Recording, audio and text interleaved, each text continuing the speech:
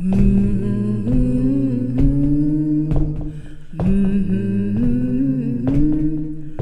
they closed down the mill and they closed down the mine. They said you can't work but pay your taxes on time. Got 3 little babies gonna starve to death or freeze. We started making white lightning, it was Grandpa's recipe. Run, rebel, run to nowhere. Run, rebel, run to the Scott County Jail.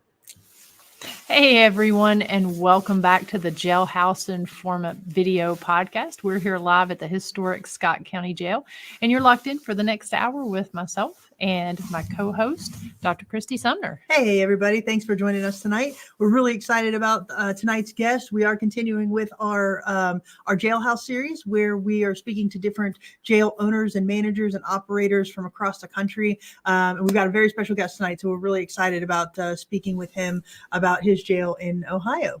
Yeah, and so if you missed last week's episode, you've definitely got to go back and check that out, because we hit the old Park County Jail there in Indiana, and they do such a really cool job with their jail. They've got it turned into an old inn, as well as the drunk tank bar. So just seeing how these people are doing some really unique things with their locations is just fascinating. Mm-hmm. Yep. So like I said, we'll be highlighting another jail tonight, but just got a couple of little housekeeping things that we want to just kind of bring to your attention or kind of remind you of.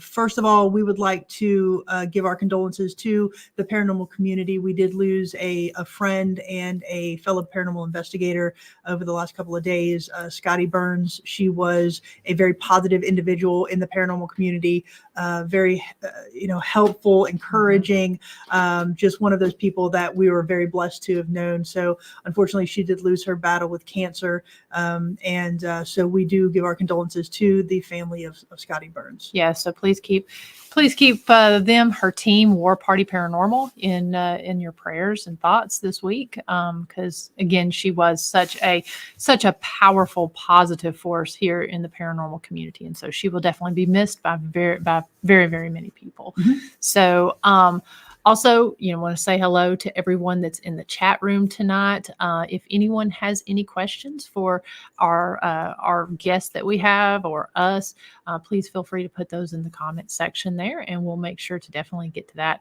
whenever we get to a spot in our show. Mm-hmm. One more thing we'd like to announce with regard to another location. A lot of people experienced severe storms over the last couple of days, and unfortunately, Fort Mifflin was hit very hard. It dealt a very big blow by Mother Nature. The water overtook the banks there, overtook that seawall, and unfortunately, Fort Mifflin was damaged pretty substantially. And we've investigated there. It is a great location. A lot of history. This is a fort that was built in the Revolutionary War, and so they do have a GoFundMe. If you would like to help donate to the restoration and the repairs of Fort Mifflin there in Philadelphia, we've highlighted it on the show here. And if you check out Soul Sisters Paranormal, we did share that as well. So if you have it in your heart to donate a couple of bucks to help repair Fort Mifflin, we would greatly appreciate it. Yeah, and you can definitely go find out more information about that on the Fort Mifflin Facebook page on there. You'll see information all about it all over of what they're doing for their fundraising efforts. And I'm sure they'll probably be doing some other fundraising events and such probably coming up once the weather permits, because I know East Coast here is getting ready to get hit by some pretty substantial weather. So having been dealt that blow, and then this weather that's coming through is definitely not a good thing. So, Yeah, it's not. Also, we want to make sure to mention this weekend some really, really cool things going on if you're here in the area. If you're not here in the area, you're definitely going to want to come over here and check it out. The Historic Village of Rugby is having their chili cook-off and silent auction this Saturday, and it's going to be at 5 p.m. Eastern time. And so that is as far as we know right now, weather, it's not reliant on the weather, that sort of thing. So you can come out, you can either purchase your tickets online, or you can go in and purchase them there at the door.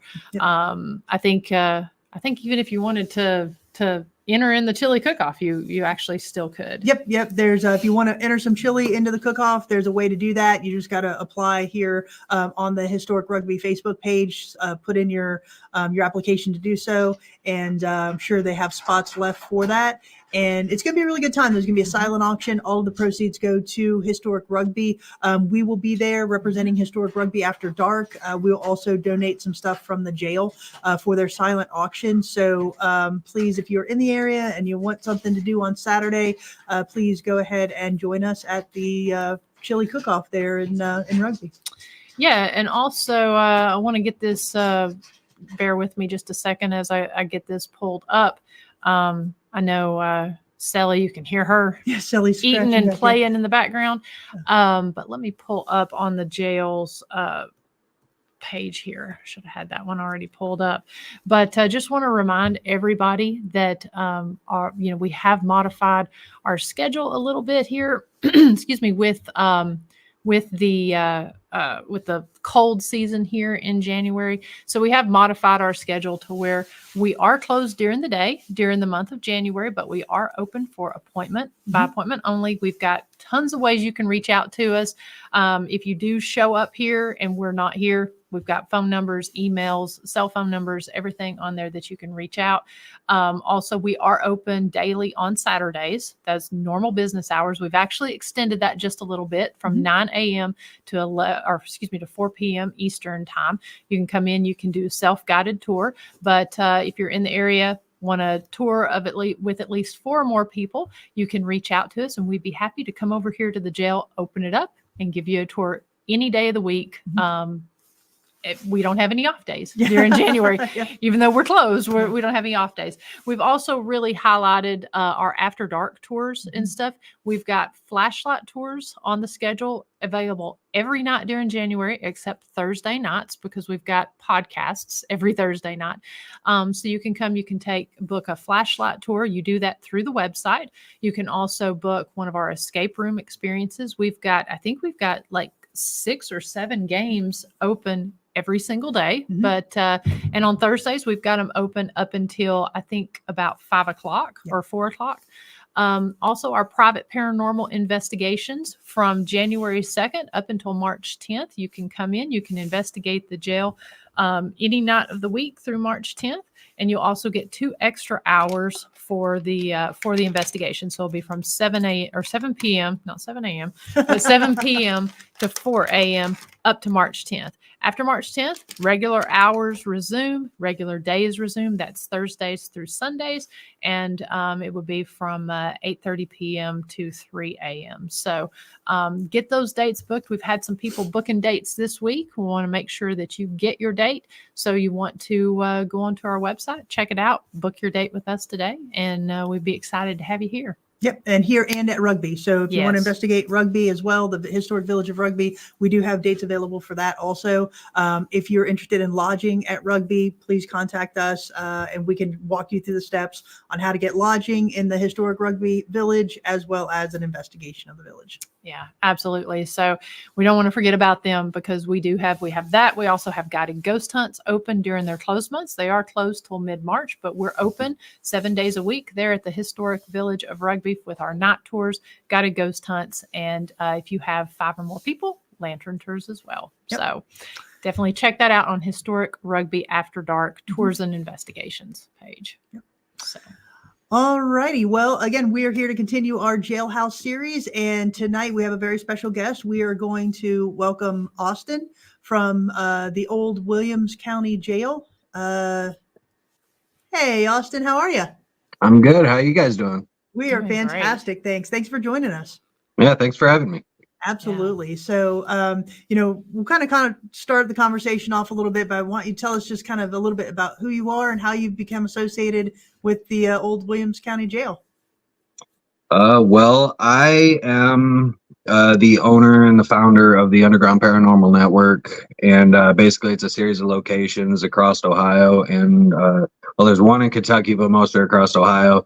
Hopefully expanding out in the future. But I also do a lot of technology work. Like I do a lot of building. I build equipment and ghost boxes, ITC stuff. But then 2 months out of the year too, I am the tech manager for the show Deathwalker with Nick Gross. Oh, okay. Nice. Very nice. And and basically, like, my dad grew up here in Bryan, and actually he grew up in this house. Kind of crazy, but so he's been a Williams County historian for 40 plus years, 45 years, something like that.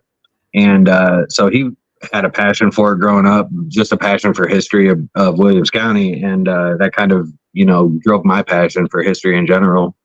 But I don't know, when we moved up here to Bryan, I was already in the paranormal mindset. Like, I'm just looking around because I was born here in Bryan, but then we moved away, and so I just came back, and so now I'm like, I was reacclimating myself, right?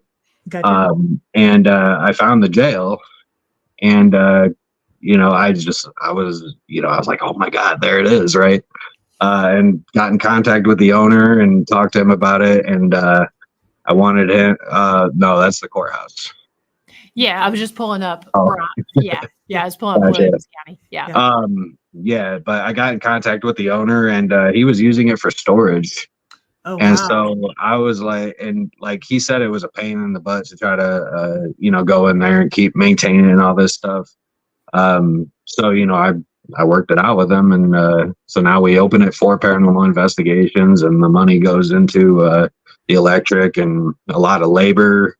Mm-hmm. You know how it goes. I mean, you guys is probably in a lot better shape than mine, because I'm like, I'm like the one guy that takes care of it all. So I'm doing I'll sweep. It's kind of crazy. So one thing I've learned with this jail is that, the peeling paint, the chip, peeling paint, how it goes, it doesn't matter if I scrape it off. It doesn't matter if I, whatever, right? Like, I'll sweep it all up. I'll come back 2 days later, and it's like all over there again. It's like, I just got all the parts off. Why is it still?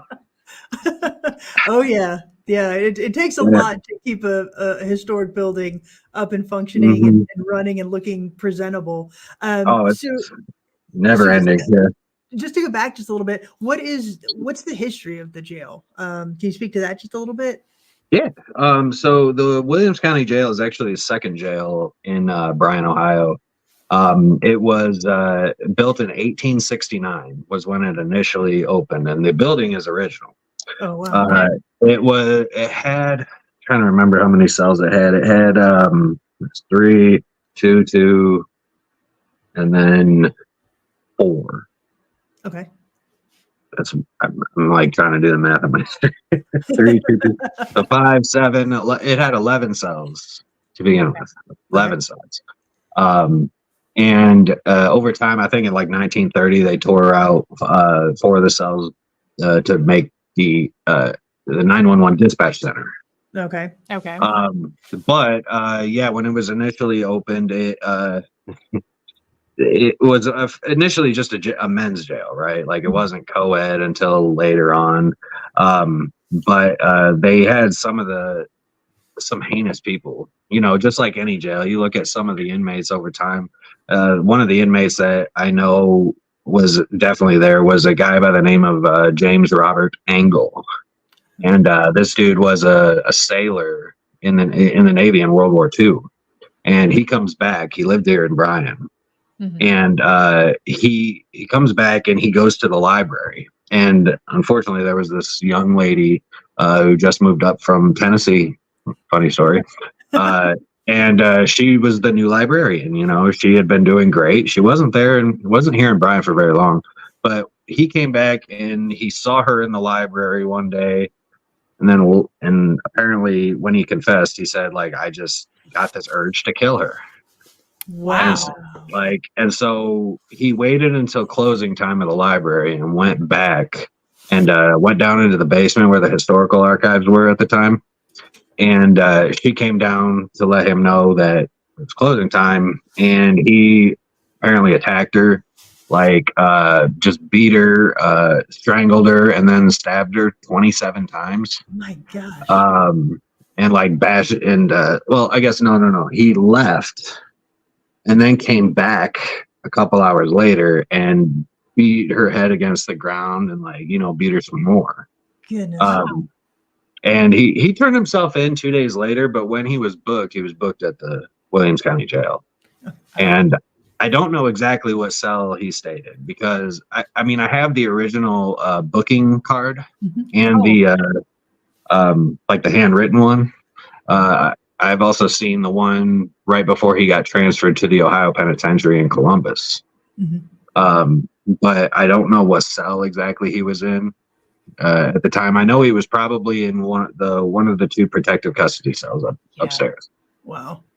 Because at the time, that was like the biggest crime to happen in Bryan, and it's still one of the most notorious crimes that happened in Bryan.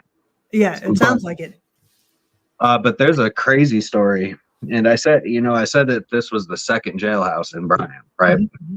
So the first jail was actually about a block away, like it was kind of like a block and a half away, I guess. It was a log cabin jail, and it was actually the site. So have either of you guys read the book of Mice and Men? Yeah. So you know the story, how there's the con man guy, he's got the big oaf kind of guy who does the dirty work, and the oaf I think what happens, he kills the girl, right? Yeah, I think so. It was but he wasn't supposed to, but he did. So now there's the story of Andrew Tyler, who was a con man who had a big oaf kind of guy, right? And apparently they kidnapped the son of like the superintendent of the school. It was like something crazy.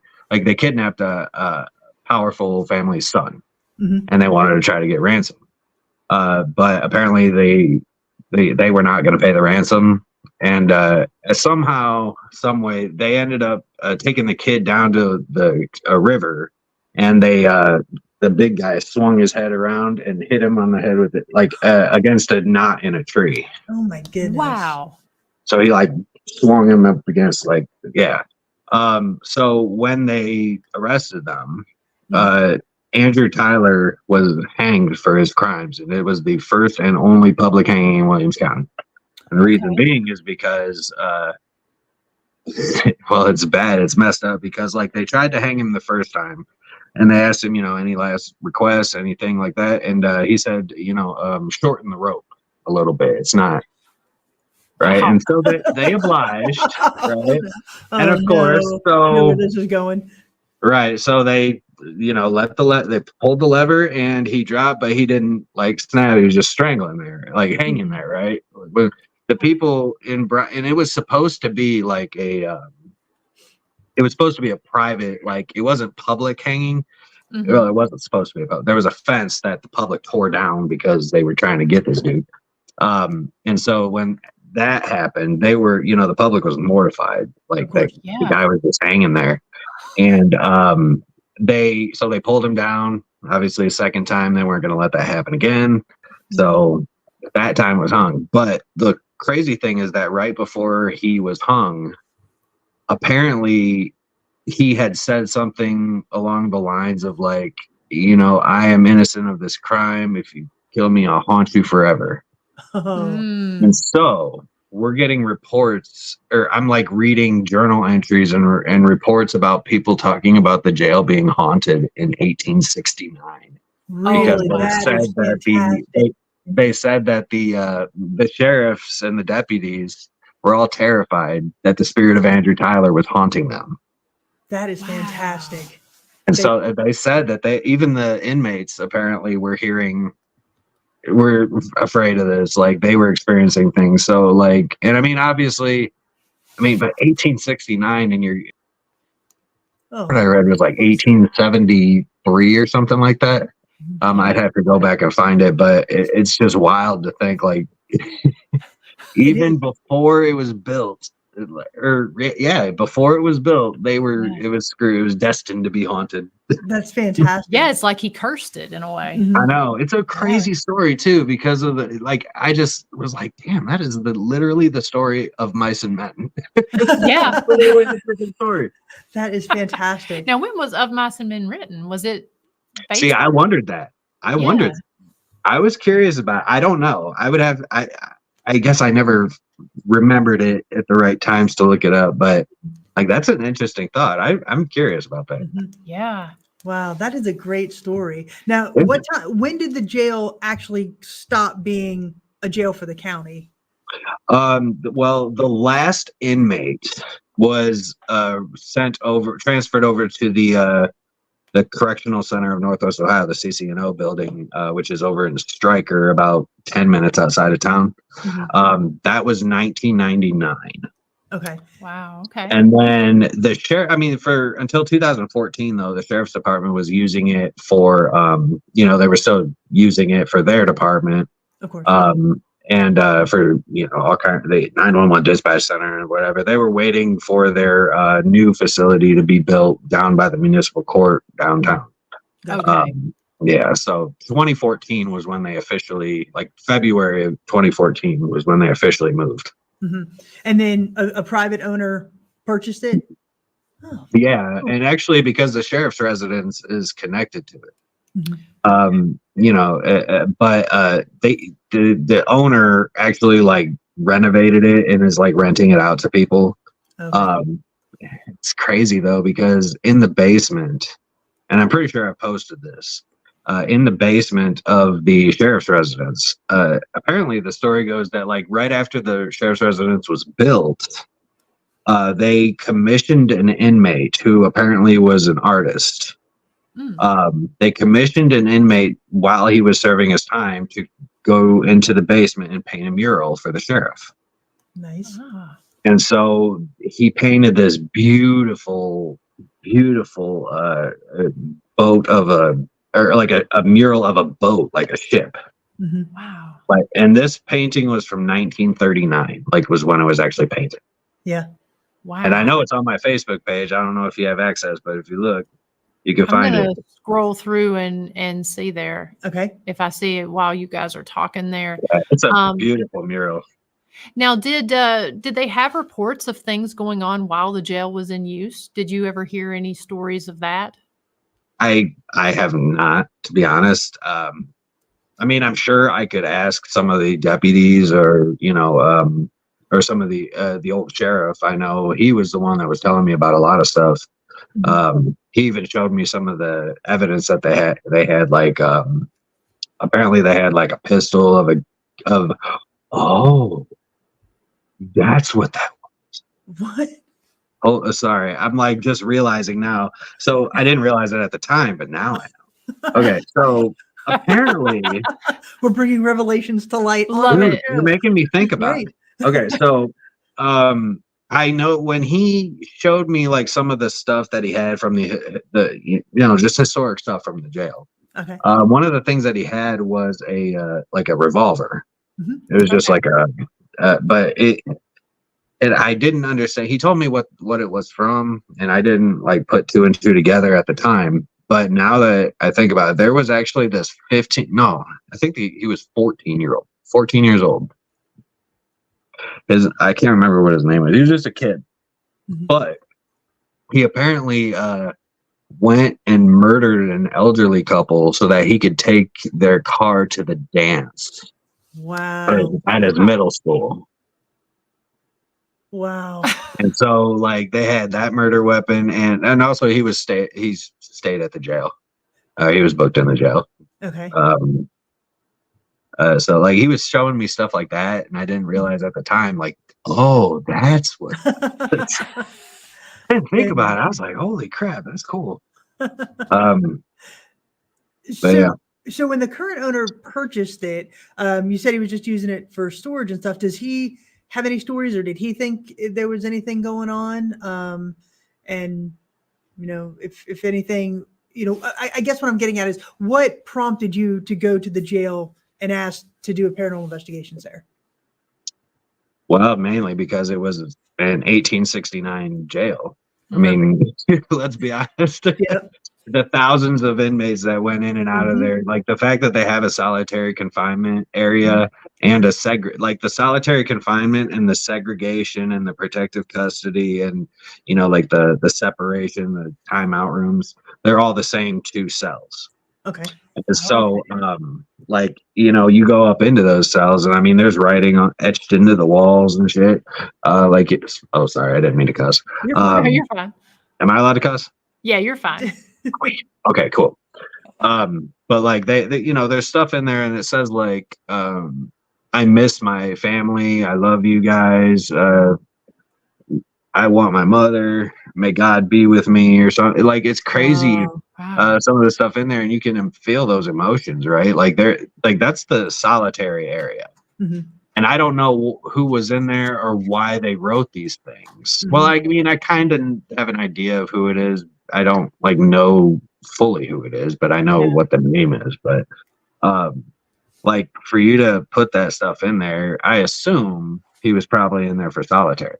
Right. Yeah. And probably for a while too. Yeah, if you have the time to have that in there. Yeah, absolutely. Yeah.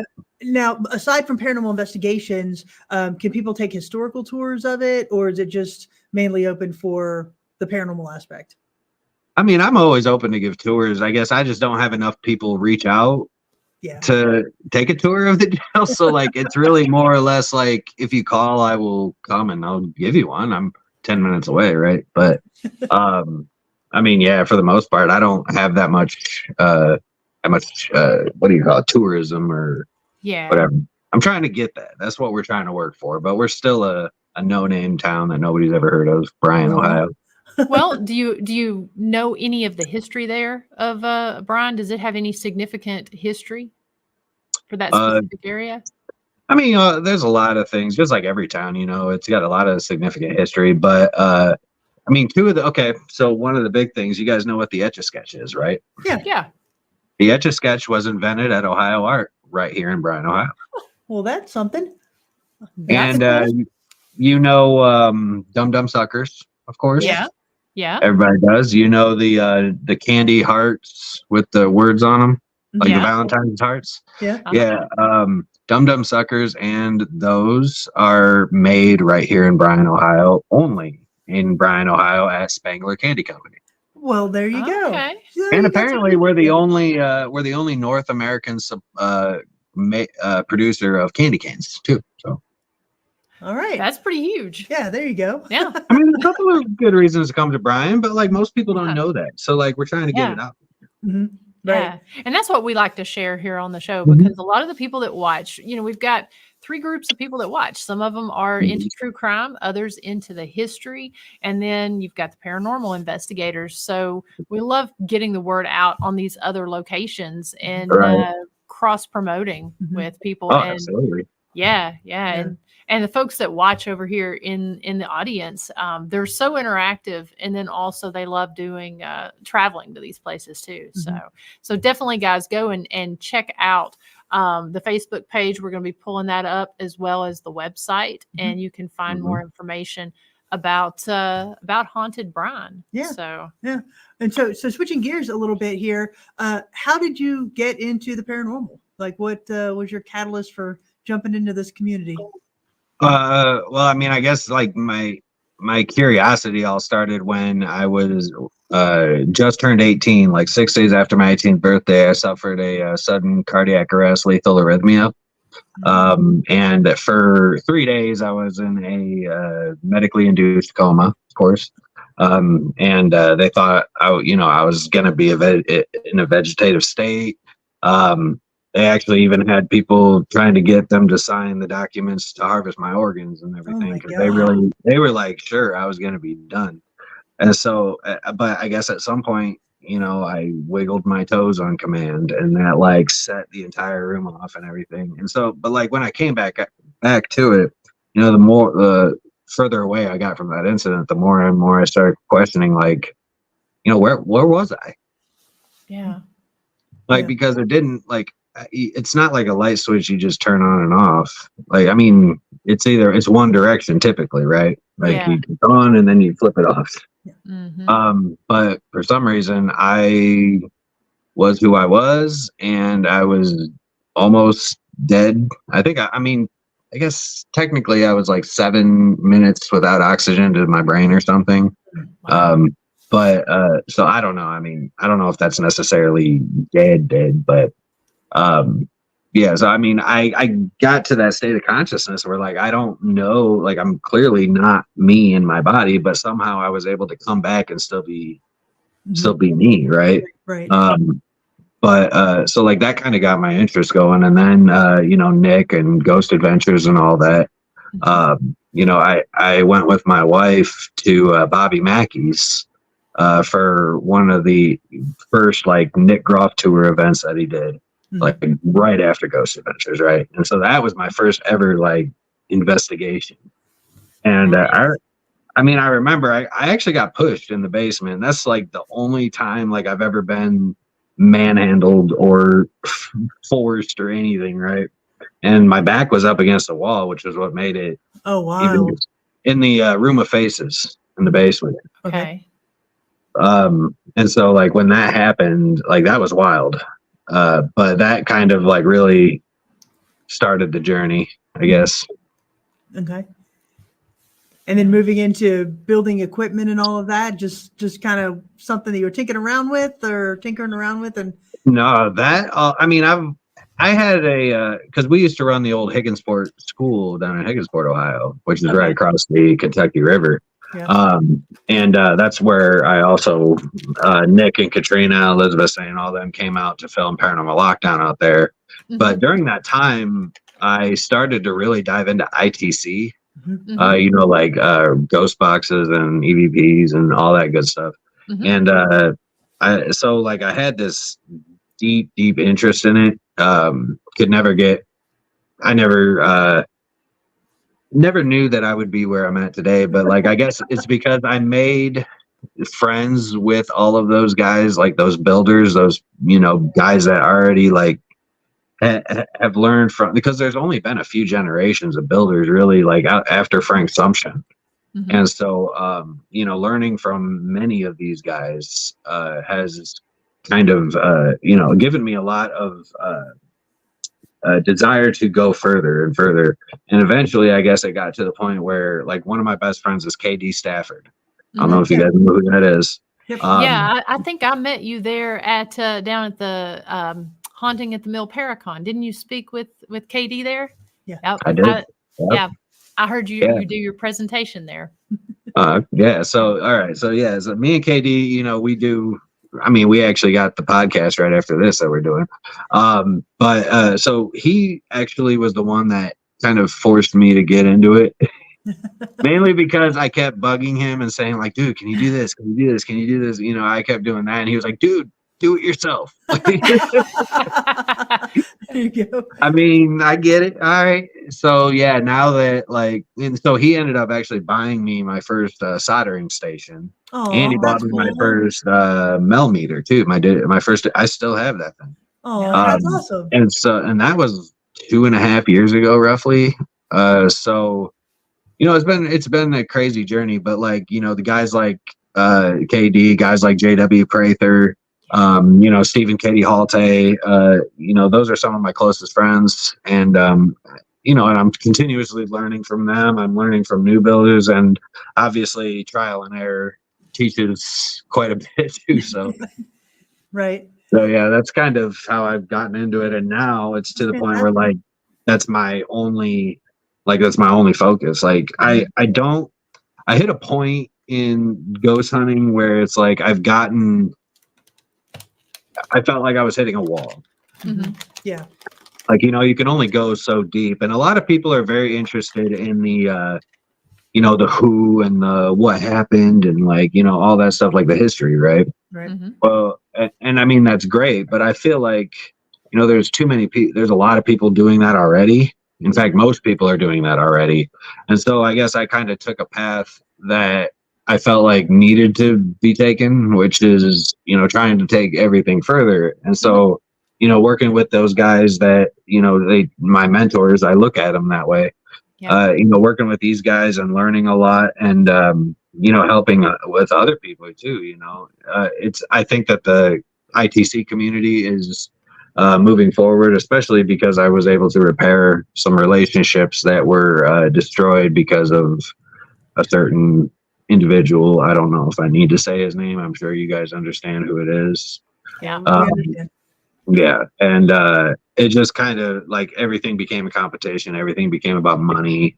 Nobody trusted each other because like this one dude just comes in and he steals everybody's ideas and then takes off with it. And now he's got like 1 million+ cult following and, everybody else got screwed. Mm-hmm. And so like being able to repair a lot of that was really one of my big goals, and once we got that back on track, now everybody is at least respectful of each other and they like appreciate each other. And in some cases, doing collaborations. Like I do collaborations with KD and I do I'm starting to do collaborations with JW Prather. Okay. Nice. Yeah, so and actually I've been kind of helping JW out a lot lately, doing like the direct links and everything. Mm-hmm. He wants to make one final push before he finally decides to call it quits. And so I was like, man, let's do it, And so now we've been pushing out direct links so that everybody gets a chance to get one. If you guys don't have one yet, I'm telling you. But we're working on other devices too, and we just did our first collaboration device. It's a really, really cool device. It's really cool. And so if people want to, I know we got a lot of people on here that is familiar with your work. Miss Peggy Goodall Peggy's awesome. Isn't she? Peggy's awesome. I love Peggy. Yeah. I hope you're feeling better, Peggy. Yes. I saw where she was kind of stepping off social media for a little bit, but she was doing better. Yeah. Yeah, she had some health issues I think that she had to take care of, but yeah, it's great to see that she's coming back around. And hopefully we get to see you soon, Peggy. Yeah. Yeah. Yeah, she came down here and investigated the jail, solo investigated. Yeah, and dude, I know. She does that. She is awesome. She is awesome. Oh, so man. If some of the folks haven't, which looks like most have, but if people are wondering where they can find more information about your equipment, where's the best place where they can find that? Usually, like, honestly, I don't make it.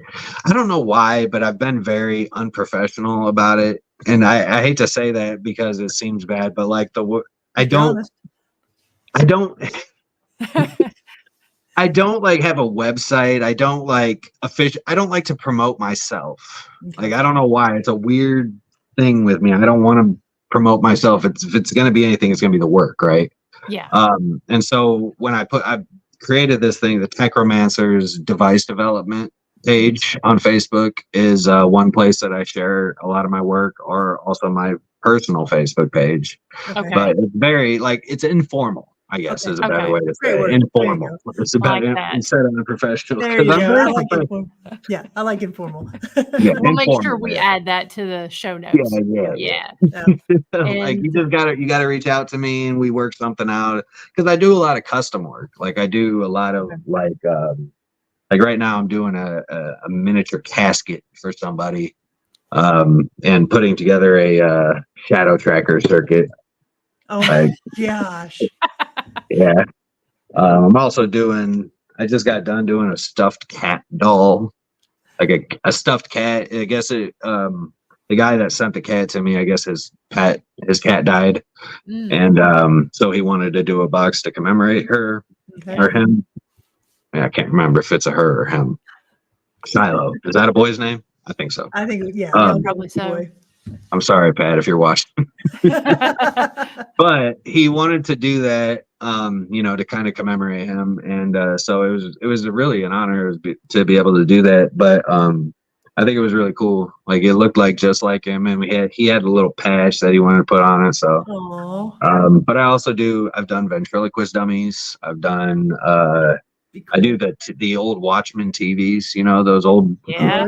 Sony Watchmens. Yeah, I figured out. Well, KD kind of taught me how to get started on it. But sweeping the VHF and UHF channels, Okay, Yeah. that's like cool. just like a ghost box, but like the screen will sweep with it. So like you That's see the neat. static change. It looks all wonky and stuff. Yeah.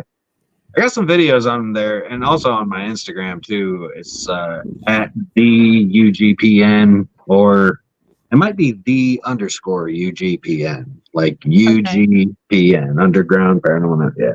Okay. Okay.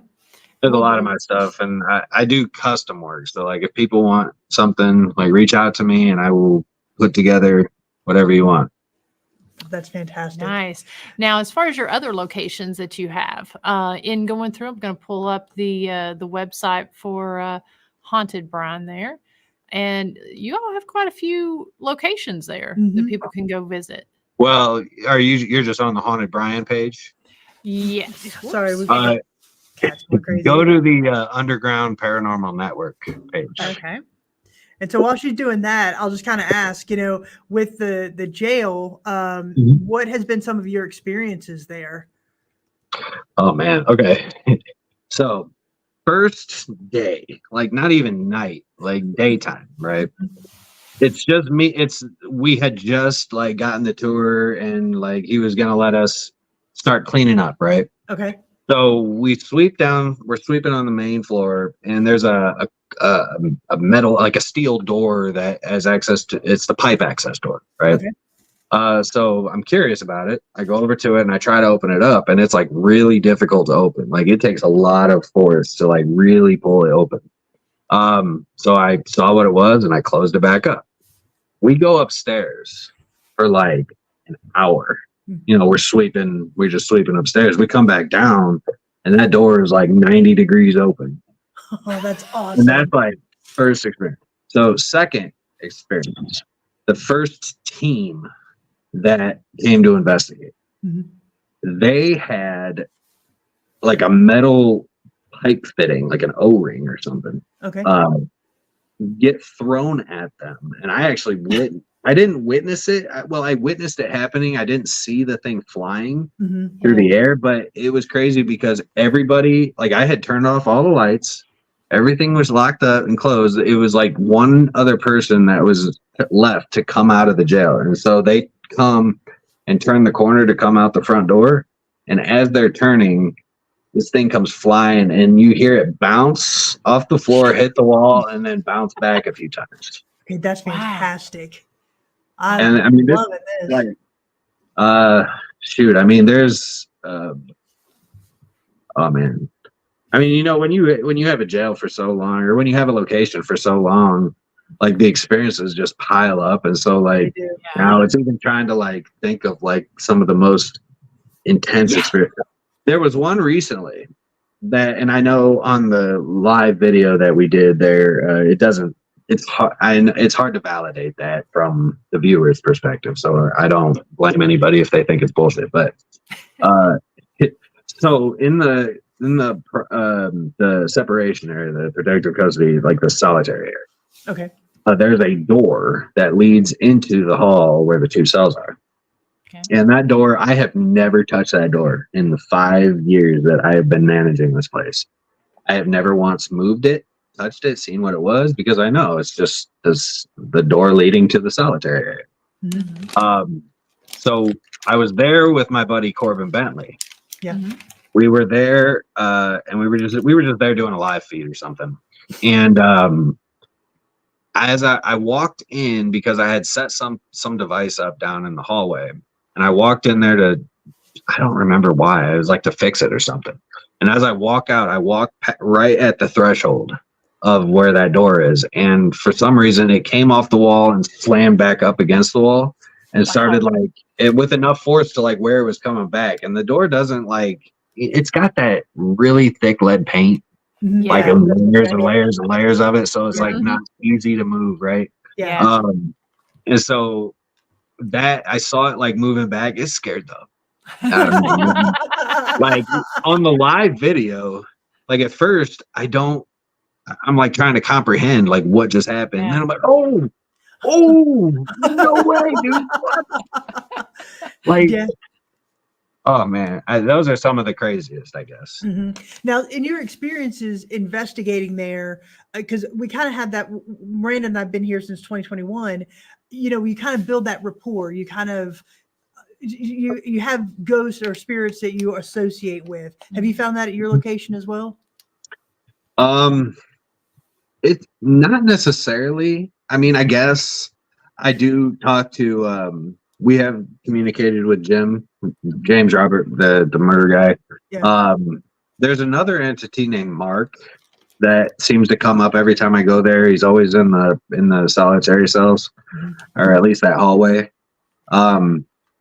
But other people, I mean, I've had teams return multiple times because they say like there was a woman in the women's cell area that they talked to, and apparently like they even brought her these like fabric flowers like wow. that. Just then they brought them and set them up there, and they're just there for her. And I mean, I don't know where.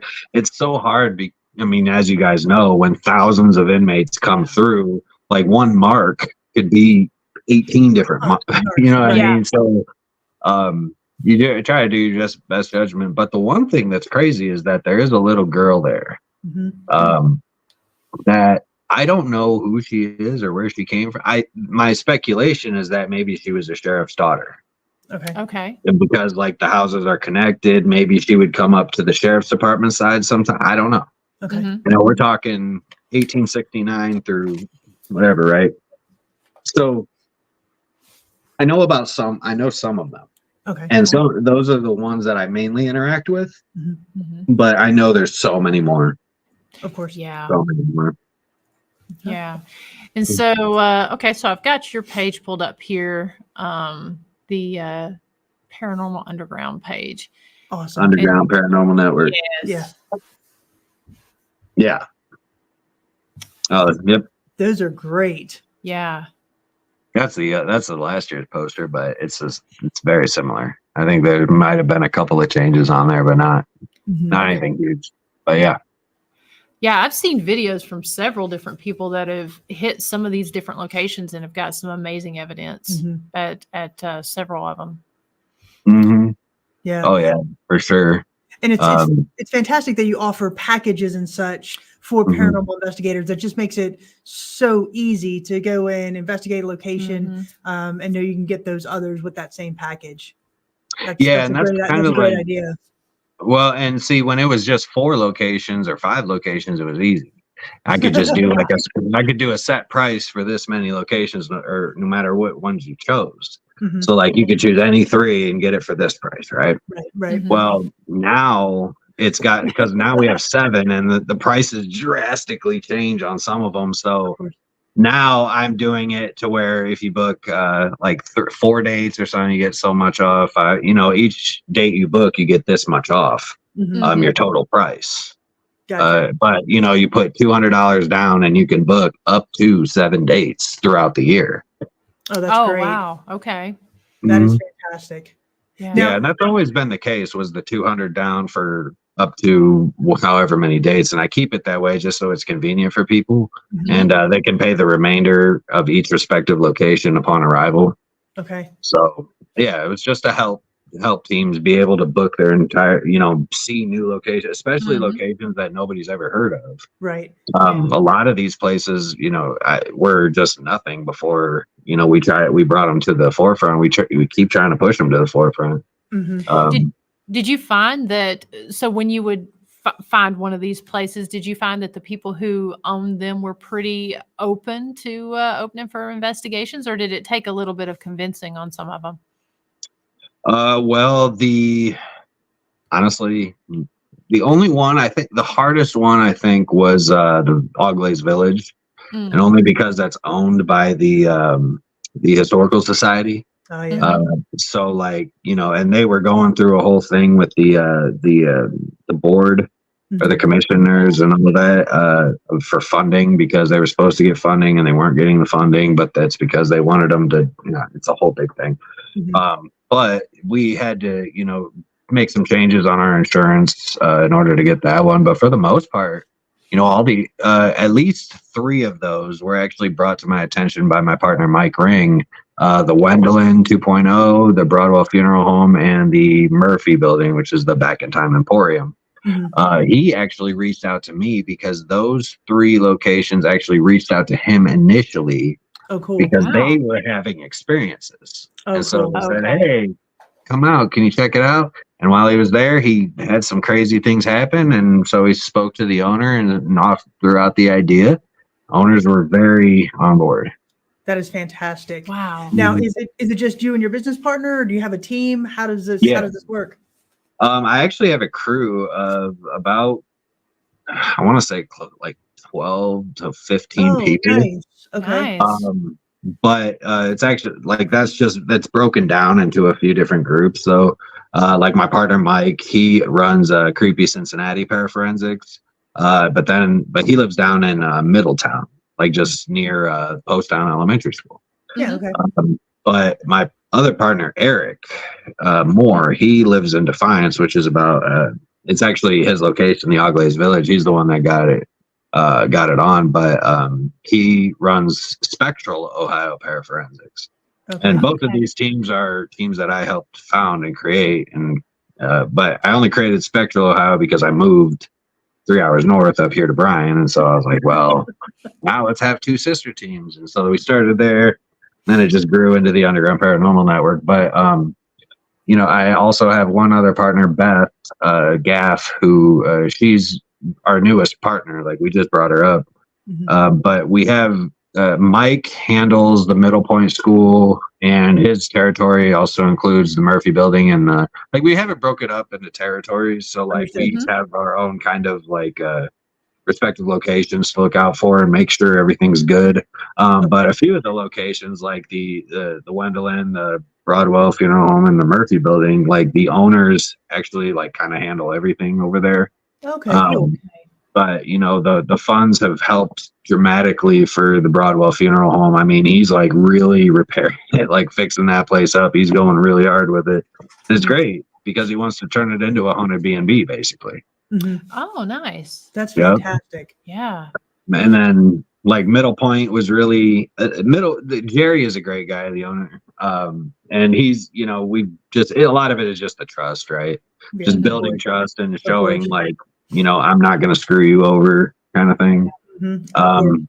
But the guy who owns Father John's, actually, his name is John Trippy, and he's like one of the most eccentric people in the world. Like, this dude actually, so Father John's is actually an old church. It was built in 1898. Goodness. And no, 1895. Sorry, 1895 was when it was built. But it was like a Episcopal. Is that how you say it? Okay, Episcopal, yeah. Yeah. Okay, so it was an Episcopal church. I really feel like I'm saying that wrong. I don't know why. But it was that church when it was first built, and it was actually the second church on the site, which was a wood 1-story, 1 big room house kind of thing for the church. But that burned down apparently, and then this church was built, and it changed denominations of Christianity over the years. But when John bought it, he saved it from the wrecking ball basically.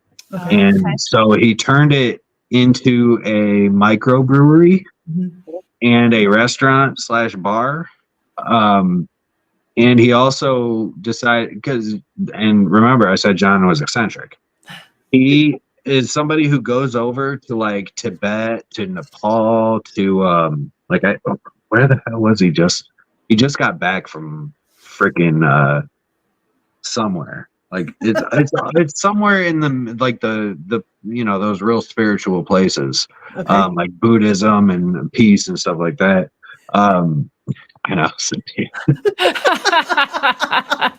But what he does is like he'll go overseas to these places. He'll spend like a month there, Mhm. and he'll come back with like all these art, like relics, like iconology, like religious, Oh, right? that's Yeah. so interesting. And so what he does then, he puts it all into the church. Good. So when you walk into their church, you're gonna see like Hindu prayer flags. You're gonna see a giant bronze statue of Genghis Khan. You're gonna see the Mother Teresa statues. You're gonna see you'll see a goat head or two to supposedly represent Judaism. There's like Islamic. There's and then obviously just the coolest thing is like the bar is actually in the shape of a cross. It's got Wow. crystals embedded in it, and then at the very end, back of the bar, like where all the liquor is, there's a giant bronze Buddha statue. Wow. So you've got a whole mishmash of everything in that it's- building. Yeah, it's literally like That is great. psychics have told me that it's like a culture war, like a I can spiritual imagine. See culture that. war. I can imagine. Yeah. Yeah, Especially but if you have some Middle Eastern countries or some of them that are totally in these, spiritual wars. Mhm. I'm pretty back and sure he's forth. got some Islamic relics too. Goodness, Wow. that is intense. Yeah.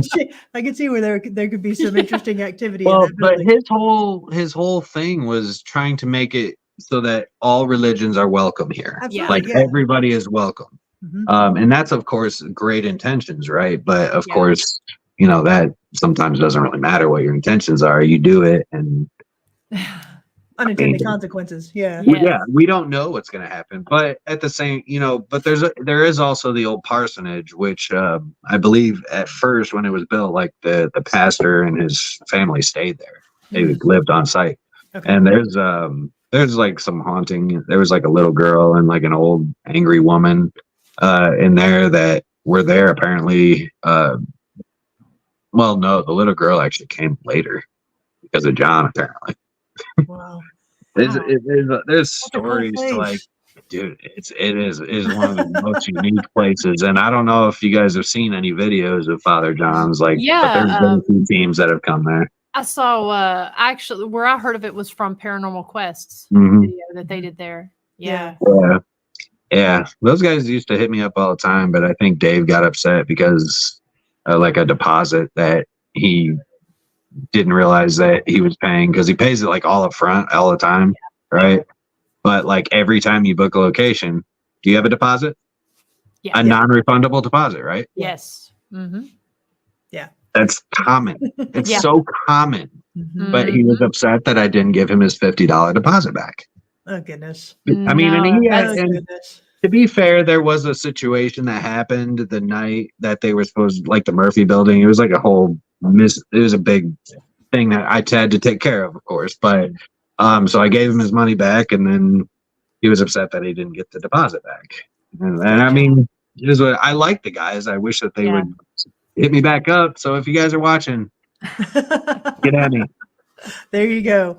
There I you want to go. squash it. Well, Austin, this has been a very fun conversation. Thank you so much for joining us tonight. And we love highlighting your locations. We'll definitely share that out.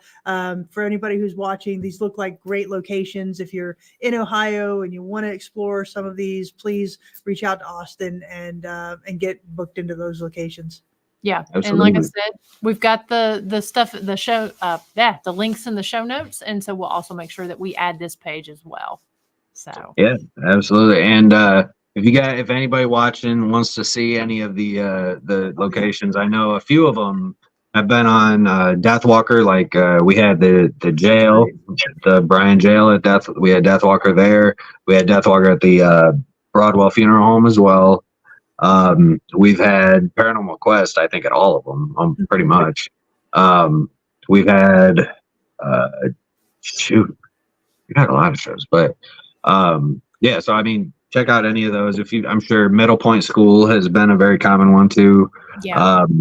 Oglaze Village, all these. I mean, you search on YouTube for each individual, you'll find tons of videos on.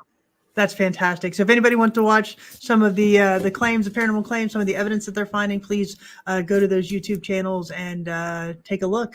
Yeah. And book an investigation for Yep. sure. Yeah. All right, Austin, thank you so much. We hope you have a fantastic evening. Yeah. Thanks for having me on, guys. Thanks. Absolutely. Thank Good night. you. Another great A location. great location, and it looks like he's got several. So very excited about that. And if you're looking for places in Ohio, please check out Austin and all of those really cool locations.